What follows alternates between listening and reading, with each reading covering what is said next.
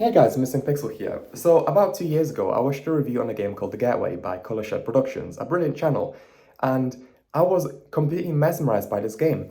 It's an incredibly accurate representation of how London was back in 2004. It's a first-party PS2 game, and compared to like GTA of the time, it's incredibly realistic. You've got real-life cars that people were driving around back in the day, your Citroen Xantias, your Fiat Cinquecentos, your Rovers, etc. You've got real-life storefronts, real companies in this game. And from what I can tell, the placement of these buildings and these companies is one-to-one to real life.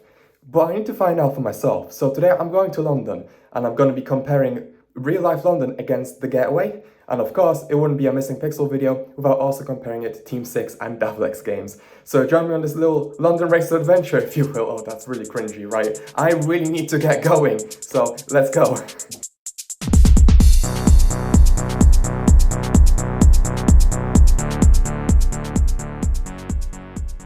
So here we are in Trafalgar Square looking at Nelson's column. Here are the lions, and in just a second I'll pan over to Nelson.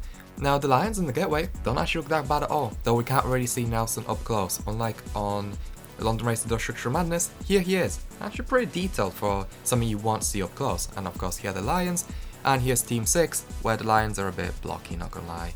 Not very detailed. Now here is Charles I, and I think it's The Getaway, it's the only game that has the statue of him. And then here is Trafalgar Square once again.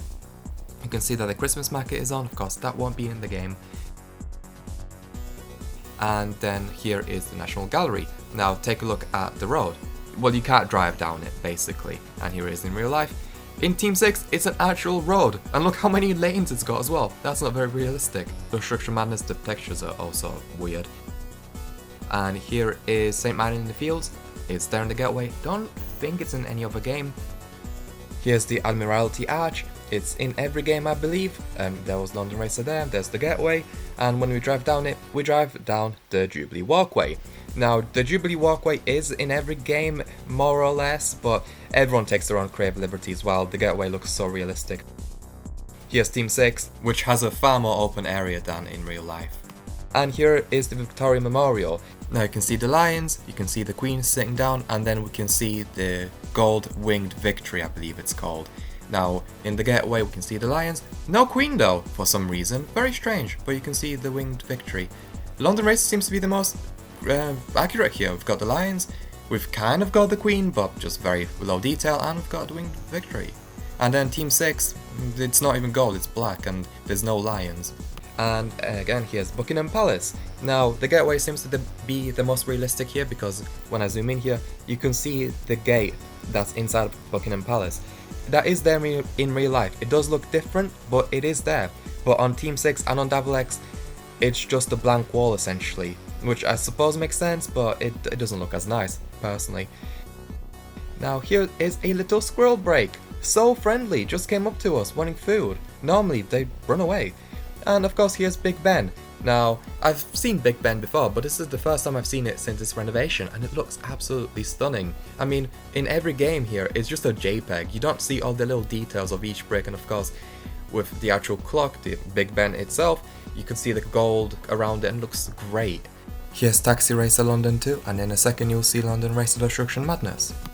Davlex seems to have taken the most liberties here in terms of placement. It doesn't actually make sense as to where it's placed. It does on Team 6 though.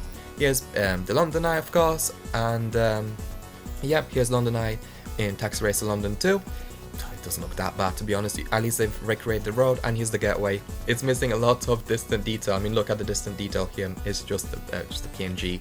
Of course, this game is pushing the PS2. Here's the RAF Memorial. I believe The Getaway is the only game that does have it. And of course, it's on this long road that Taxi Racer London 2 has. So here's Chinatown, you can see the little arch, and of course look at the HSBC Bank, because it's here in The Getaway, on the right there. And here is the arch. Of course, The Getaway does take a little bit of creative liberty because it's only one street in Chinatown, while in real life there's multiple streets, there's like 5, 6 I think. Here is the pavilion, and of course here's the arch as well, in London Race to Destruction Madness. And here is Piccadilly Circus. Now, of course, back in the day, these were physical signs. They weren't just screens, but you can see the little fountain there. There wasn't a underground thing. You can see in Team 6, You've got both the underground entrance and you've got the fountain as well. And here is the Getaway, which looks the most realistic for sure. It really is a time capsule of how London looked back in the 2000s, essentially, because it's, comparing it the version to real life, I'm like, this is like 1-to-1 almost. And of course, here's the comparison between the old and the new, the old screens and the new screens. And of course, we've got all the company names. And speaking of companies, here's McDonald's. And here it is in real life, that exact same McDonald's. And you'll see me in a second here. You can see Burger King, Pizza Hut, and you can see the Odeon. Here's Burger King, Pizza Hut, and you'll see the Odeon. Of course, some buildings have changed, but that's just because of time as opposed to licensing reasons or anything like that. But anyway, I have run out of time. Thank you so much for watching, and I hope to see you in the next one.